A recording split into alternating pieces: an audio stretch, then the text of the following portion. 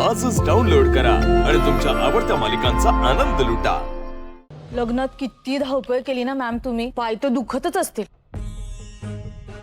Ma'am मी काय म्हणते, तुम्ही ना सुट्टी घ्या, कुठेतरी लांब फिरून या आणि मॅडम मला पण घेऊन जा बरोबर, म्हणजे तुमची सगळी कामं मी करीन ना। तुला घेऊन जाऊ? हा मॅम, आपण बँकॉकला जाऊया। बँकॉकला तुला एक महत्त्वाचं काम सांगितलं होतं, केलंस का? तुम्ही ना मला सारखी कामच सांगतो बाबा। म्हणजे खूप सारी कामं सांगता ना, त्याच्यातलं नेमकं कुठलं काम? कुठलं म्हणजे बघ, हा कोणाची तरी पुस्तकं एका बॅगेत भरायची होती, ती तिच्या घरी पोहोचवायची होती। कोणाची बरं? अहो साक्षी ताईची। भरली हो की नाही? म्हणजे नाही। छान, ती बँकॉकची रील्स बघत बसली असशील ना, तू तेच करत बस आणि मी इकडची कामं करते आणि तुझा पगार पण मीच घेते। नाही नाही मी करते ना, मी करते। राहू दे आता. ऐक मी बघते, तू ते आवरून घे।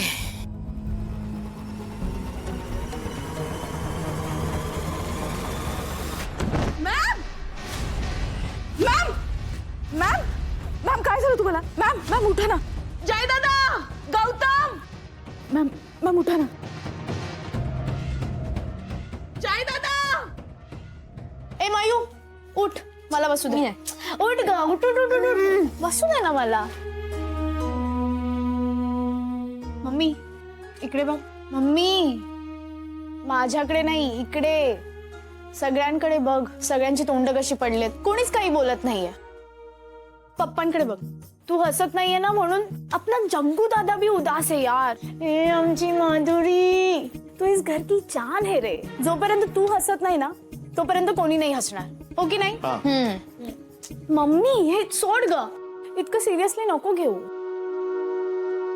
म्हणजे माहितीये की सिरियस आहे, पण आता जे झालं ते झालं, आपण त्याला बदलू शकतो का? नाही ना।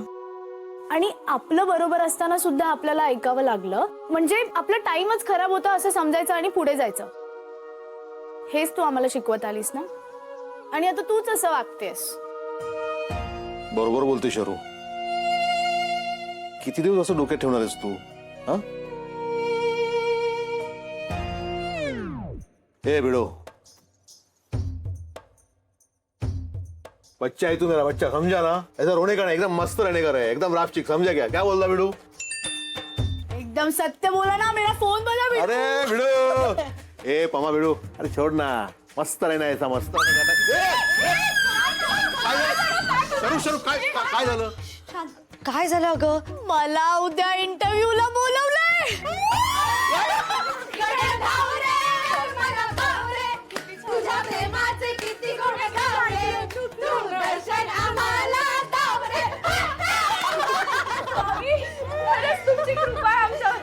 थँक्यू। नोकरी मिळणार। एकदम सिक्सर मारणार इंटरव्ह्यू मध्ये तू, एकदम असा सॉलिड इंटरव्ह्यू देणार काय? मम्मी आता शरुताई जॉबला जाणार म्हणजे आरामात घरात पैसे येणार। मग ना आपण आपल्या कॅटरिंगचे ना 2-3 ब्रांच काढून टाकूया। हा मम्मी, त्यापेक्षा आपण हॉटेलच टाकूया ना। मम्मी आपण घर घेऊया ना, आपण बंगलाच घेऊया। आपण आशुताईचं लग्न करूया, हा मांडव घालूया, तिच्यासाठी नवी साडी घेऊया, नवी दागिने घेऊया, आणि अजून काय काय करूया?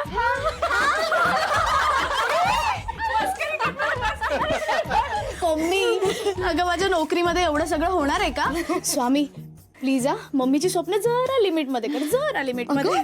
तुला नोकरी लागली, तुझा पगार आला ना की थोडेसे पैसे बाजूला काढून ठेव, सगळे खर्च नको करू। Yes madam.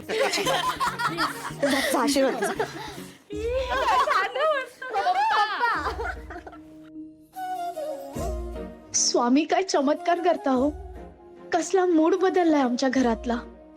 आमचं घर असंच हसत खेळत राहू दे।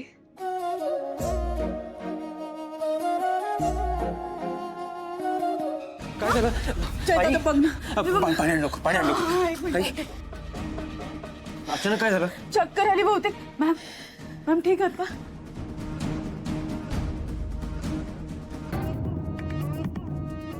मी डॉक्टरांना फोन करतो, तू आराम कर, ते येतील लगेच। ऐक ना जय जय, काही एवढं झालेलं नाहीये। लग्नामध्ये ना थोडी धावपळ झाली, जरा थकल्यासारखं वाटलं, शक्ती गेली अंगातली म्हणून पडले। गोळी घ्यायची राहिली, गोळी नाही। काय करत असतेस तू? औषध वेळेवर देणं एवढंच काम आहे ना, ते जमत नाही का? आईच्या तब्येतीकडे लक्ष का नाहीये इथे?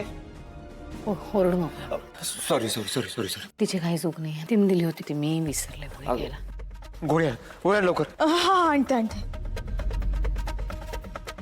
आण लवकर. काय झालंय? कोण ओरडलं? काय झालं? अगं चक्कर आली. तेजू मला बरं वाटते का तुला? काय काय होतंय काय? अगं काही झालेलं नाही मला. रात्रभर झोपले ना फुल एसी मध्ये की बरं वाटेल. आई प्लीज तू असं अंगावर काढू नकोस. तुला काहीही होता कामा नये. अगं तुझ्याशिवाय कोणी नाही आम्हाला. आणि तुझ्याशिवाय कोण आहे माझं? शक्ती आहेस तू माझी. जय मान आहेस, सन्मान आहेस, अभिमान आहेस. ए तेजा, तुझ्या आधी माझा नंबर आहे बरं का. ए रांग तोडून जायचं नाही, नाहीतर तू आणि हे ना मला सांभाळत बसावं लागेल. काय बोलतेस तू? नाही नाही रे, अगदी बरी होईल ती. मी कुठेही जाणार नाहीये आणि काही होणार नाही. मला काही होताच कामा नाही. त्या हॉटेल्सची जबाबदारी घेतली आता मी, आहे की नाही? आधी स्वतःची काळजी घ्यायची. ही कामं सगळी नंतर. हा अरे मग उद्यापासून तुम्ही सगळेच बिझी होणार आणि मी पुन्हा घरात एकटीच. हा ठोंबे ना त्याच्या मोबाईल मधनं डोकं वर उचलत नाही कधी. आणि ह्याला तर कामापलीकडे काही सुचतच नाही. आणि त्याच्या उद्यापासून तू पण कामाला जाणार. अरे यार मी परत एकटी. माझ्या सोबतीला फक्त माझी साक्षी होती. आईला दादाशिवाय करमत नाही, तुला साक्षीशिवाय करमत नाही. माझ्यावर या घरात कोणाचं प्रेम आहे का नाहीये? मला काय जुनी भांडी आणि कपडे देऊन घेतलंय का?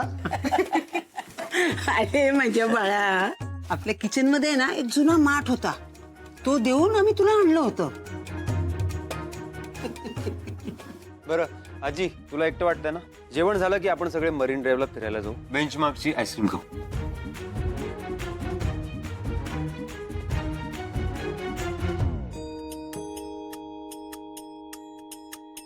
बाय.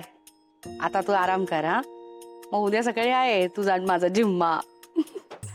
उद्या सकाळी काय ऑर्डर आहे? हा उद्या सकाळी शिरोडकर शाळेजवळ सावंतांकडे 25 माणसांचा स्वयंपाक. मसाले भात, काळ्या वाटाण्याची उसळ, कोशिंबीर, चपात्या आणि रोजचे डबे. डबे गॅस केवढा आहे माझ्याकडे? अरे देवा, एवढं का हलका लागतंय?